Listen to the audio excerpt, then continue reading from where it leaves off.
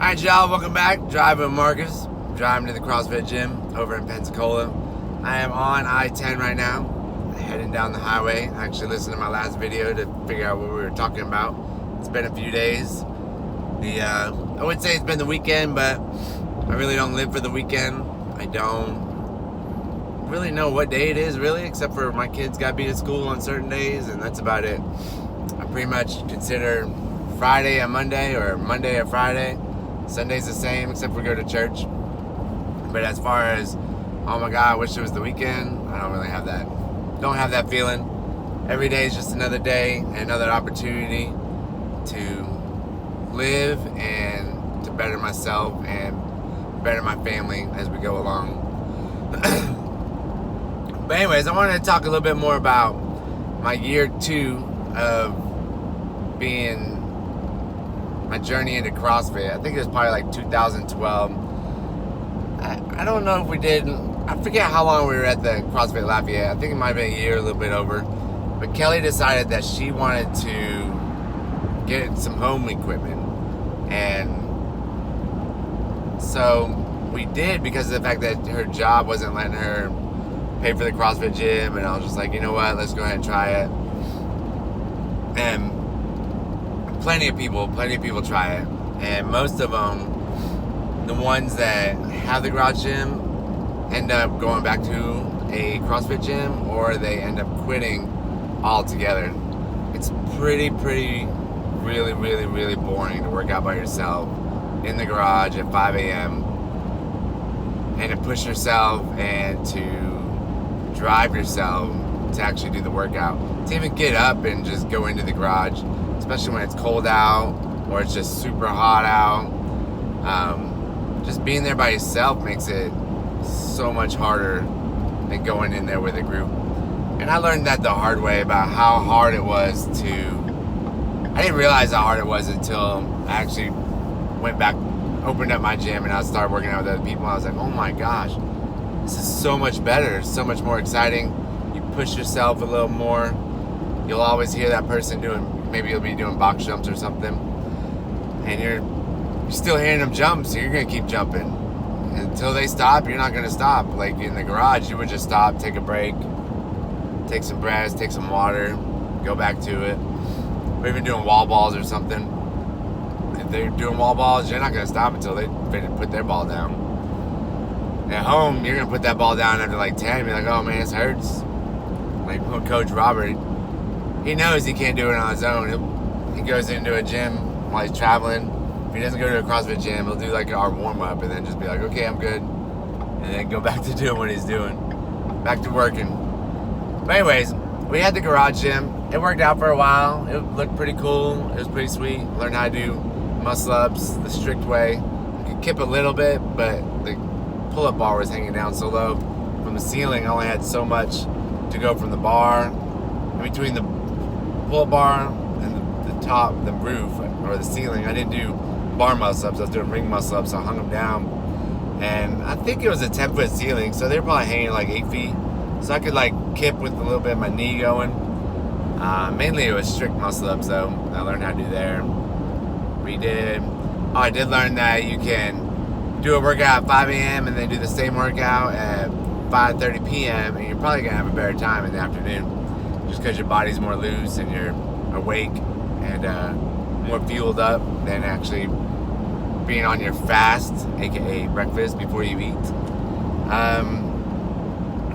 So yeah, we had the garage gym, and then we moved to Fairhope in wakes of Kelly getting a new job at Pensacola Regional. And so we ended up living with her parents for a year. And so we took our garage gym and put it in the barn. And at the time, there wasn't that many CrossFit gyms in Pensacola or even in Fairhope.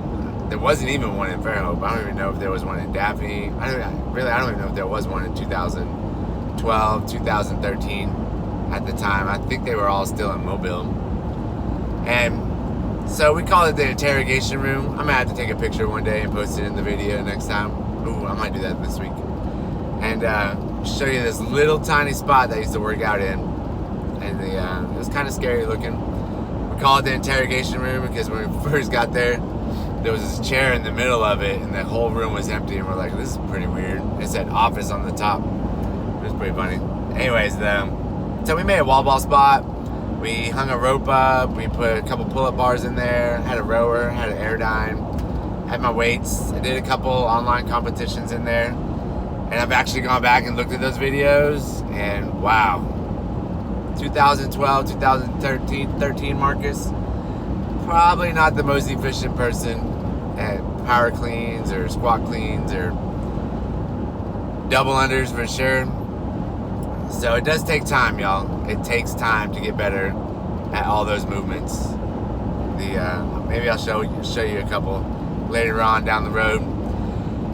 But I always was not a competitor for sure. I thought I was good doing these trainings, and I quickly realized I was not in the elite category of CrossFit at the time of 2013. So the main purpose of this video is the dedication and the discipline it takes to work out in a garage or in the interrogation room by yourself. If it all goes down, I've talked to it in another video, what's your why? Like, what is your why? My why is to always stay fit, be able to move, be able to play with my kids, be able to go to the beach, not sit there and look terrible. I don't want to wear a t-shirt at the pool. I don't want to wear a t-shirt in the ocean. The only time I want a t-shirt on is if I'm too sunburned. Or, yeah, basically if I'm too sunburned. I want to be able to do handstands. I want to be able to throw the ball. I want to be able to play with my kids without getting out of breath. I want to be able to take them to their gymnastic meets or whatever other meets they have and show them that you can eat healthy, show the other people around us that you can eat healthy, and also show them, and I don't want to be tired during that whole weekend of them busting their butt trying to show daddy and mommy how good they are, and then here we are sitting in the stands and can barely breathe because we walked up one flight of stands. I'm not gonna be that way. I'm gonna be the dad that is involved and can move and show them how to be flexible. And she says, "Daddy, you try it." I'm gonna show her that I can do it too. If we had a bigger pull-up bar, I'd show her how to do some pullovers and things. I've showed her at the gym a couple times, but I don't think she really remembers or has taken it in that I can do it too. But the main thing is, like, think about your why. Like, why are you working out? Are you working out just to lose weight? Are you working out just to get some cardio, like whatever cardio is? Are you trying to work out to just look better? Those three things aren't going to give you a driving factor of making working out and living a healthy lifestyle for the long term, or being able to get up and go to the gym for the long term. Yeah, it's cool for like the first 3 months, but then what? What happens when you're like, oh, I'm getting bored of this? Or the first month where you're like, oh, this hurts too bad. I don't like it. My body's sore all the time. I'm eating lettuce. I'm eating broccoli. The food doesn't taste good because you probably don't know how to cook it.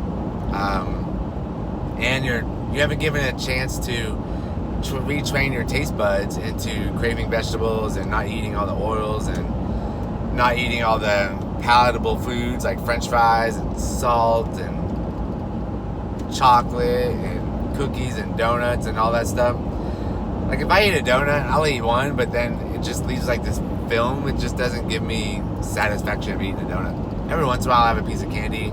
Like a chip, you could probably super overeat on some chips even after you've been healthy for a while. But if you have the discipline and the drive, then you won't do that. You can eat one or two chips and just be okay with it.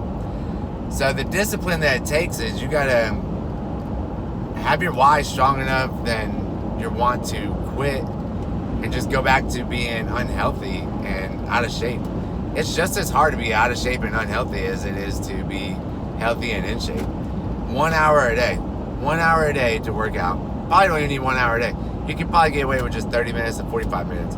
Like Kelly and I went on a 30-minute run from the Peloton app today. We got in 2.65 miles, and Kelly almost did it without walking at all, but we walked twice. And that's all she needs for today. That's it. Like 2.5 miles, if that.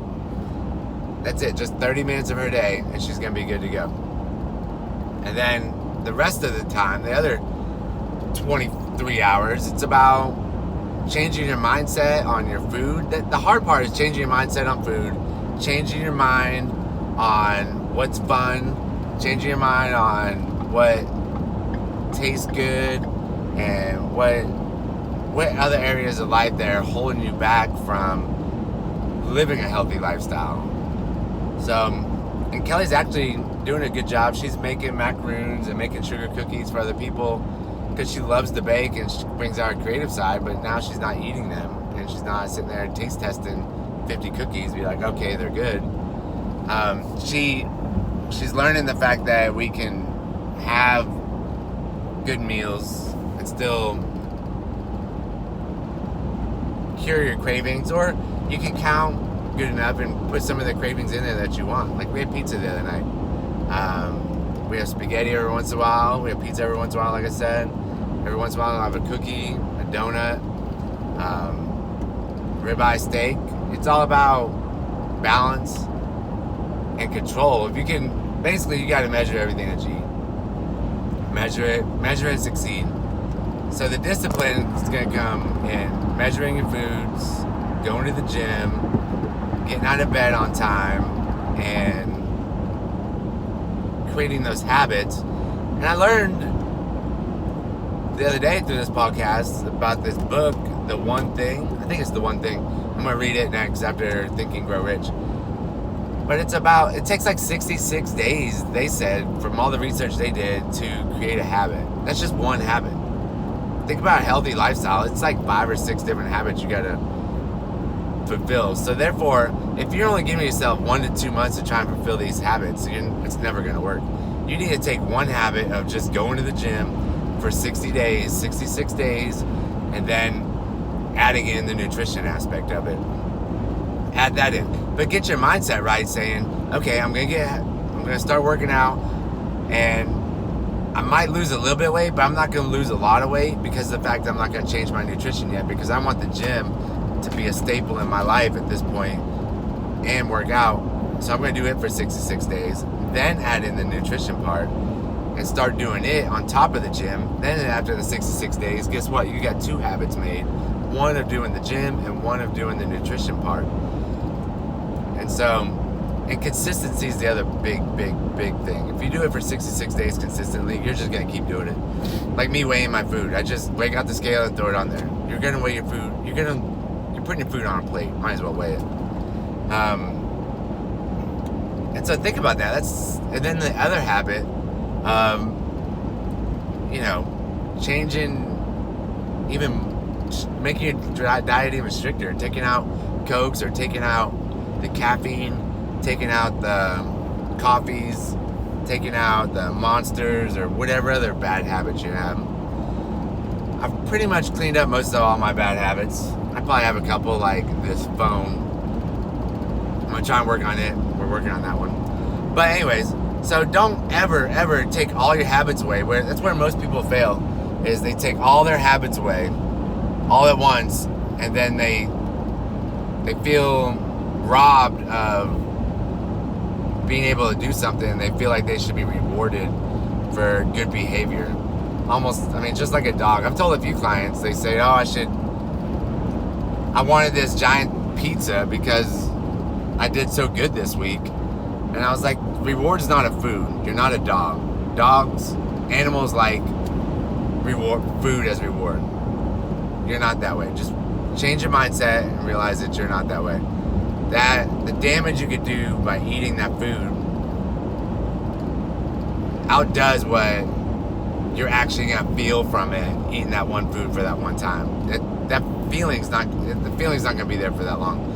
But when you lose 20 pounds and that person says that you haven't seen in like 6-7 months, like, oh my God, how have you lost so much weight? What have you been doing?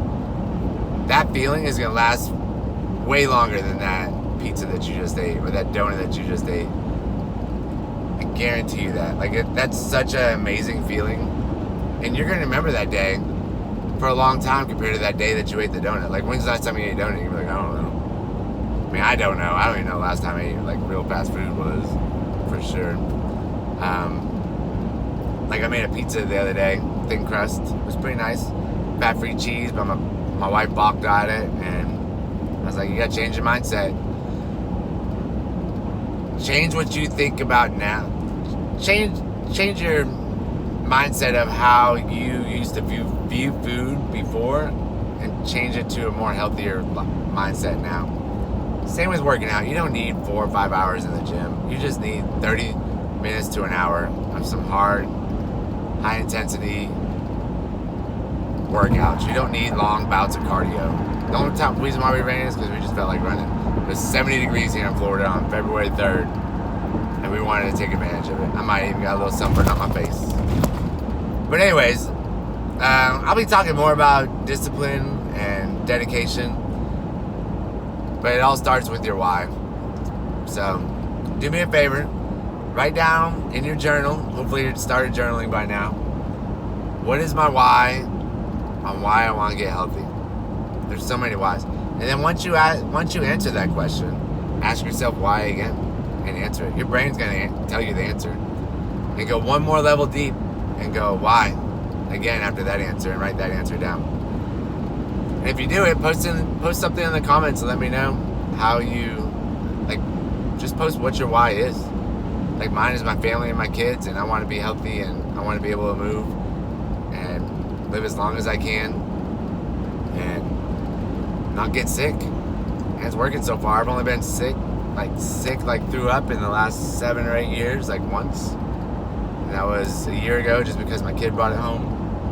And for the most part, I pretty much stave off all the germs that they bring home. So anyways, go out, make somebody's day, smile at them. I smiled at a bunch of people yesterday and today. Even when we were running, I said hi. They said hi. Hopefully I made their day. And remember, everybody needs love. Everybody needs a smile. And keep smiling yourself. It's going to make your day better. Thanks a lot.